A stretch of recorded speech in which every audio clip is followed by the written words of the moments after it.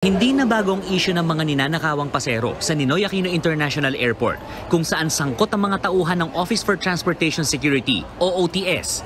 Kahit si Transportation Secretary Jaime Bautista, tila na puno na. Kaya naman inatasan na ng DOTR ang agarang pagsasampa ng reklamo laban sa security screening officer na nakuha ng lumunok sa ninakaw niyang pera sa isang pasahero sa NAIA noong September 8. Ayon naman sa Manila International Airport Authority, wala dapat puwang sa paliparan ang mga tauhan nilang sumisira sa reputasyon ng NAIA. Kaya kumpiyansa silang paigtingin pa ng OTS ang pagdidisiplina sa kanilang tauhan. Tapos, ganun lang. Dedemanda nyo lang. Wala na hubang aako dito sa problema na to at mag-resign na lang. Hindi, sa totoo lang di ba? Sana mag-resign na lang ang ating kung at least man lang, kung sino man yung pinuno dyan, magkaroon ka naman ng delikadesa, magkaroon ka naman ng, alam mo yun, honor na hindi, sunod-sunod na to ang dami na Yung una, ninakawan na Thailand ba yun? Thailander, papunta ba Japan yun? Tapos, ito naman, di ba? Meron pa dyan, humipo. Anak ng weting naman, no? Ano to? Jologs, sabaw ba talaga tayo? Ganun na ba talaga tayo ka-jologs? Nakakahiya Isipin mo nakakahiya. Pag narinig yan ng naibalita yan sa iba't ibang, alam naman natin, sa iba't ibang media, mapa-social media, sigurado nababalitaan na, ganyan pala ang Pilipinas? Parang alam mo yung para tayong yung na dun sa bansang napapanood-panood natin. Yung sa, wag nang magbanggit. Di ba? Parang gano'n na ba tayo kahirap ng mga Pilipino? Tapos, ganun pa kakapal ang mukha ng ating mga opisyal. Paulit-ulit ko nga ang tanong sa inyo, kayong mga opisyal ba kayo? Ano ba vitamins yung anesthesia? Pambira. At least yung anesthesia kahit pa paano may nararamdaman pa Oo. Kasi yung anesthesia ko nung pinabunutan ako ng ngipin, sabi ko sa dentist ko, Doc, takot ako sa bunot. Pwede ubang damihan nyo? Sabi niya, sige, damihan natin As hindi damihan niya ng anesthesia. Sabi niya, wala ka na mararamdaman na sakit, pero mararamdaman mo yung pagdiin ng kamay ko pagka binubunot na. Pero hindi masakit, sabi niya. Sabi ko, pambira, buti pa itong anesthesia na to, may nararamdaman ka pa kahit papano. Yung kapal na mukha ng mga sekretary natin tsaka pinuno dyan sa airport, wala talaga nararamdaman, parang hindi nahihiya. Hindi, di ba? Ba't hindi ko kayo mahiya? Sa totoo lang, Secretary Bautista, walang hiya ka ho ba? Yung totoo. Walang hiya na ho ba kayo? Talagang hindi nyo na naiisip na kapalpakan nyo ito? Kapit tuko na kayo? Ano ba? Malaki ba talaga pakinabang nyo dyan? Marami ba kayo kontratang inaayos? Hindi, kasi kung ganyan na kapit tuko kayo, malamang marami kayong inaayos na kontrata dyan. Ano kontrata ba mga inaayos nyo? Para sa kapakanan ng lahat ng empleyado sa airport, para naman sa ilang senador, nakakagalit at nakakahiya ang nangyari. Pangamba tuloy ni Senate Committee Chair on Public Services Senator Grace Poe, maaaring isa lang ang nahuli sa CCTV, pero marami pa siyang kasabwat. Actually, tama yun. Baka isa lang yung nahuli at naibulgar, pero marami pa yung mga ganyan. Alam mo, jologs talaga. Ako sa totoo lang, sa susunod na pagbiyahe ko sa airport, magdadala na ako ng kaha de oro. You may luck. Sige, subukan mo. Subukan mo buksan. Ganunin ko. Isipin mo magiging yung katatawanan, Oh. Anong gusto mo? Chocolate flavor o vanilla flavor? O mocha flavor? Eto, may sausawan pa, Magdala kaya ako ng sausawan, ketchup. Ate, bago nyo lunukin tong pera ko, sausaw nyo sa ketchup, Saka sa mustard. Para medyo masarap-sarap naman, maasim-asim. Hindi, di ba isipin nyo yun? Anong kahihiyang ginagawa ninyo sa bayan natin? Hindi, ako ginagawa ko lang biro ito, pero isang kahihiyan sa bayan natin. Kasi, tandaan ninyo, ang airport, ika nga, yan ang tinatawag na unang pagkita ng mundo. Diba? Mga foreigner, mga turista, yan ang una makikita, airport. Tas ganyan tayo. Secretary Bautista, ano na? Ano ka pa rin? Dead bang ka pa rin? Nga ka lang?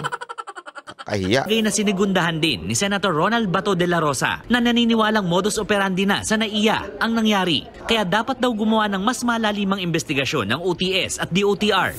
Turismo naman ang inaalala ni Senate Majority Leader Joel Villanueva. Tanong tuloy niya, paano raw makukumbinsi ang mga turista sa bagong slogan na Love the Philippines kung may banta agad sa seguridad sa NAIA? Para naman kay Senator JV Ejercito, isa lang ang solusyon sa talamak na katiwalian sa paliparan. Panahon na raw kasing itaas ang sahod at benepisyo ng mga empleyado para hindi sila matukso sa katiwalian. We are reviewing it already so that we can improve their compensation and benefit. Ako, medyo pabor din ako dito. Isang bagay, kailangan talaga isabay eh. Alam mo, madali ho din natin ikundin na yung mga ganitong bagay, yung mga paggagawa na masama. Although we do not justify, pero sa totoo lang tama eh. Tama rin naman po yung sinasabi ni Senator JB dito. Kasi sobrang baba ho ng sahod. Eh, ito na nga nakakairite. Ito pasensya nyo na, dito ako nakakairite. Marami dyan, pagka regular government employee ang baba ng sahod, katotohanan yan. Pero pagka opisyal, wow, yung sahod milyon-milyon. Diyan ka magtataka with all the benefits and privileges of a government official. Kaya din minsan, alam mo yun, parang ang sarap sanang kundinahin ng todo-todo, pero kung susubukan mong laliman pa ang isip at lawakan mo pa isip mo, minsan kasi talaga nga namang, hindi natin ito gina-justify pero tama din Tama din yung panawagan ni Senator JB na medyo itaas natin yung sahod. Kasi kung gigipitin naman natin, kung yung sahod nila panahong kopong-kopong yung sahod nila, paano nga naman sila titino, di ba? Kasi alam nyo, ito walang biro ito. Paano ko nasabi yung ganyang klaseng resulta? Alam nyo, nung panahon ni Pangulong Duterte, nung tinaas niya yung sahod ng mga pulis at ng mga militar, maniwala kayo sa hindi, pero marami ho dyan ang tuminong mga pulis. Marami ho dyan ang mga tuminong mga sundalo. Dahil nung tinaas yung sahod, yung dinoble yung sahod. Kasi talaga nung dati, nung mga nakakausap ko nga, sobrang baba na sahod. Talaga nga naman, sabi nila, matetempt talaga silang, alam mo yung pumatos doon sa mga lagay-lagay na mga barker, lagay-lagay na mga ano. Kasi nga, masyadong mababa talaga. Kaya nung panahon ni Pangulong Duterte, marami ang tumino, umayos. Okay? Hindi ko naman sinasabing dahil doon ma-eradicate na yung problema. Yung problema talaga, hindi mo maalis yan. Ibig ko sabihin, meron gagawa niya, mga masasamang loob ng mga pulis, mga ilang kahit tinaas mo na sahod, magiging greedy pa rin. Meron pa rin yan. Pero marami ang nababawasan. Okay? Ganon din naman po sa katulad niyan. Security personnel. Minsan natetempt dahil nga medyo, alam mo yon pagka underpaid. Pansin mo yan Halimbawa sa mga mall, pag ang isang tao underpaid, ay grabe ho ang sungit. Lalo na sa mga server. Yung para bagang ayaw pagpasok mo ng restaurant, parang sasabihin nila, magkuklose na kami. Isang oras pang bago mag-closing, magkuklose na kami. Kasi nga underpaid Marami hong ganyan na nagmamadaling umuwi kasi underpaid.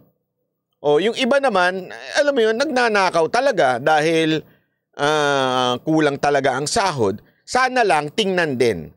Aside from higpitan, baka naman pwedeng bawasan natin yung mga sahod ng mga sekretary.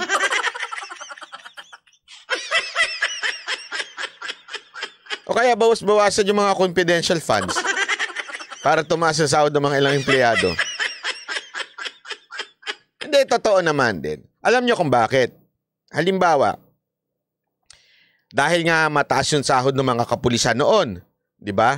Nag-iingat sila na sila ho ay mademanda o matanggal sa trabaho.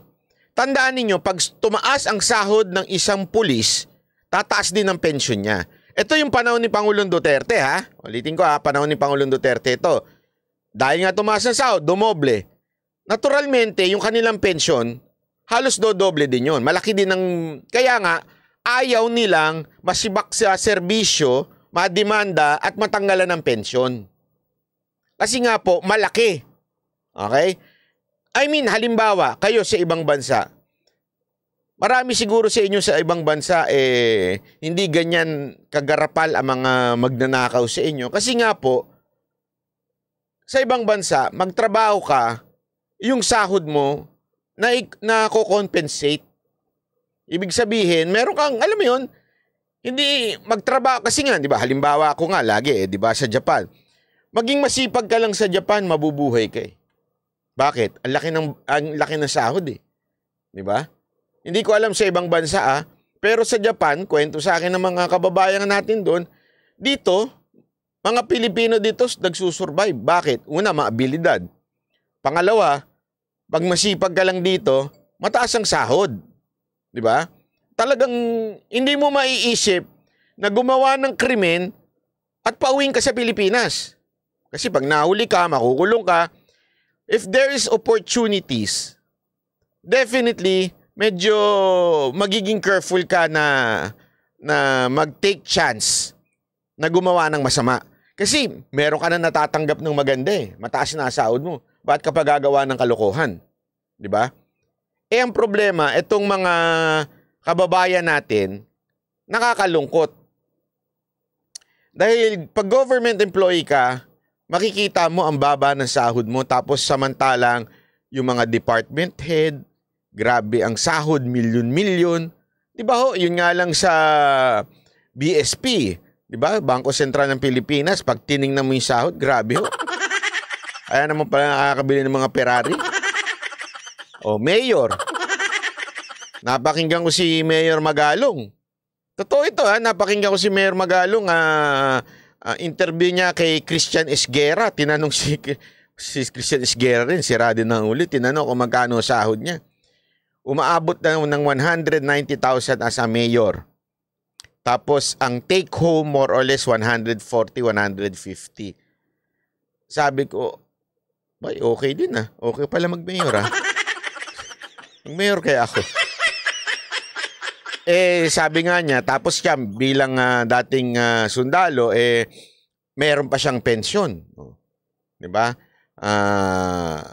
Tapos, kasi pinag-uusapan nila tungkol sa korupsyon doon. Sabi ko, tama nga naman yung sinasabi niya na minsan talagang greedy na lang yung ilang mga opisyal dahil mataas naman ng sahod, maayos naman ng sahod, tapos mangungurap pa. Tama, mali. Tama siya doon may punto siya doon. Pero dito ka magtataka. Bakit ang tataas ng sahod ng mga opisyal nangungurakot pa, tapos itong mga government employee lang, di ba?